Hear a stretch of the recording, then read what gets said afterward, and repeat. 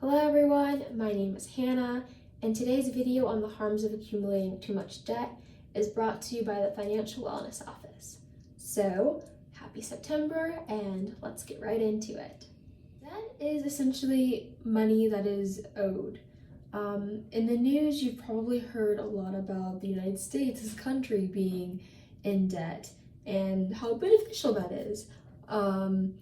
For a person, that's not particularly beneficial. I think we all probably know that for individuals, being in debt can be extremely devastating. According to educationdata.org, the average federal student loan is $36,510. Private student loan debt is around $554,000 and $921,000 per borrower. The harms of accumulating too much debt is that it greatly hinders your quality of life. One example of such is that accumulating too much debt can make it hard for you to live out your dreams and your goals. So you may have a goal of buying a house or renting an apartment or going to graduate school, and being in debt could make all of those things extremely difficult. Another harm is that debt is very, very expensive. So what I mean here is that you have to pay a price for the debt you create. The price comes in the form of interest. The higher the interest rate, the more you'll end up paying for your debt. The longer you take to pay off your debt, the higher the interest rate is. On this is to sign up for an interest-free loan or a 0% APR credit card. That's something that you could look into. Those have worked for people. Even with those services, it has a limit, and so if you default on your payments, you will have to pay for that as well. Another way that debt is very expensive is that if you have a very bad credit score, you may end up just having to pay higher fees just as a result of failure to pay bills on time as your credit score shows. In comparison to someone who has a better credit score, you may have to pay higher fees. So as I just mentioned, debt hurts your credit score. Your credit score is determined by a number of different factors, but essentially what it is measuring is your ability to pay off your debts on time. If you have too much debt, or if you're using too high of a percentage of your credit cards, you will likely have a lower credit score. This in turn can make it difficult to borrow money and get a better interest rate on your money. So bad credit often makes it harder to, like I said earlier, rent and buy apartments. You may have a difficult time qualifying for student loans. In terms of employment opportunities, if you're a senior, there are some jobs that require a credit check. So it really depends on the job.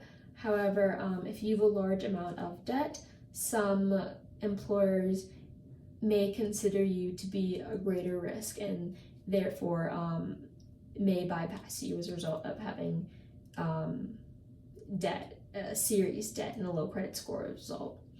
Another harm is that debt affects your mental health. It can seriously harm your mental health. I read the numbers earlier of the average amount of student loans that adults have in the United States. To have such a high amount of debt looming over one's head obviously is not comfortable, and so that is something to take into account, that debt can seriously affect your quality of life. Debt can lead to anxiety and depression, which can increase headaches, sleeping patterns, and impact a person's ability to focus.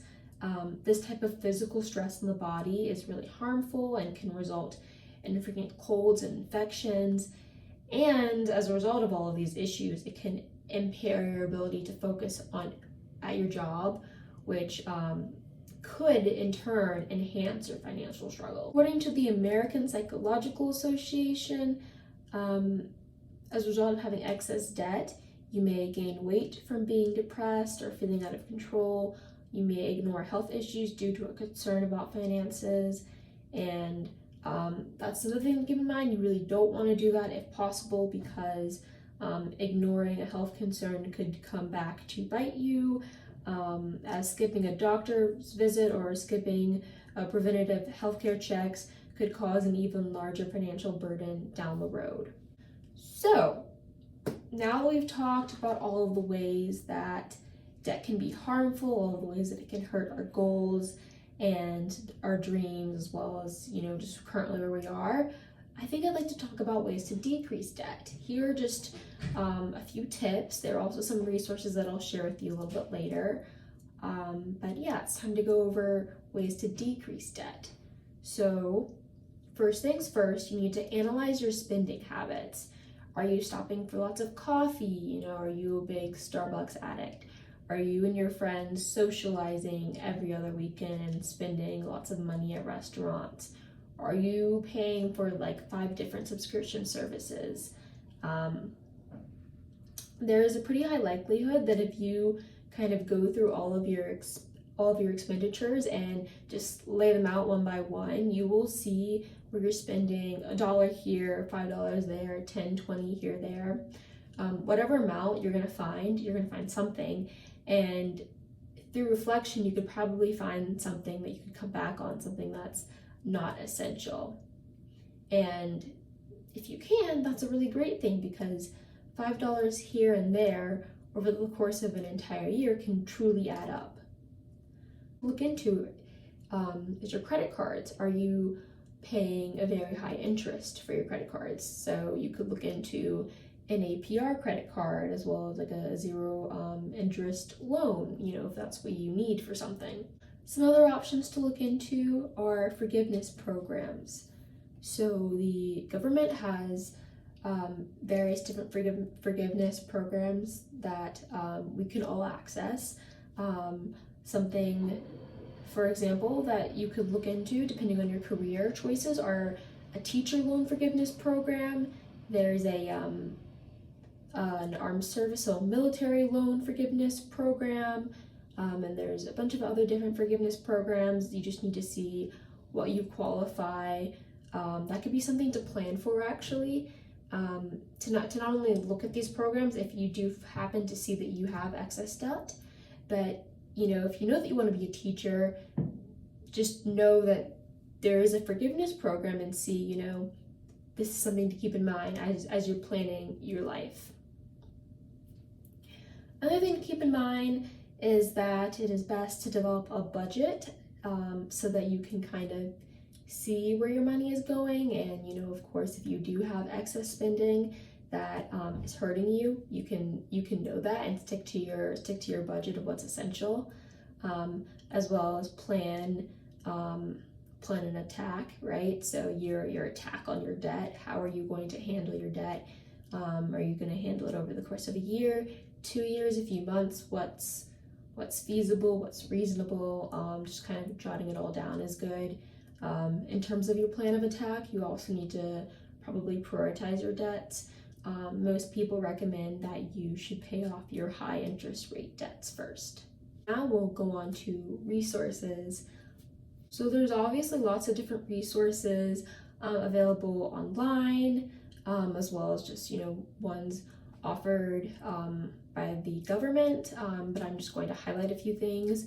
As a Denison student, you have access to the Financial Wellness Office and the Financial Aid Office.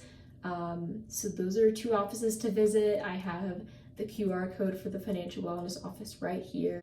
Another thing to look into is the Consumer Financial Protection Bureau's website.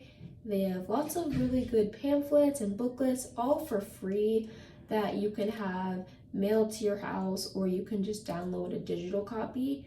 I will attach a link down below of their website and of a digital copy of their debt and budgeting booklet. As you can see here, they have an image that gives you some different ways to think about money. So this was some different ways to think about bringing in more money, some ways to think about spending less money. So it has lots of different ways for you to reflect and kind of plan to handle your finances. So that link will be down below. Another resource that is really great is a resource from a blogger called Debt Free Gonna Be. I have an image from her blog and an image from her Instagram, so the link for the Instagram and for the blog will be down below. Both links will be down below so you all can check them out. Finally, we have all of the QR codes for the financial wellness, Spotify, YouTube channel, Instagram, and official website. So that concludes our video. Thank you all so much for watching today's video. Please like this video and subscribe and stay tuned for more.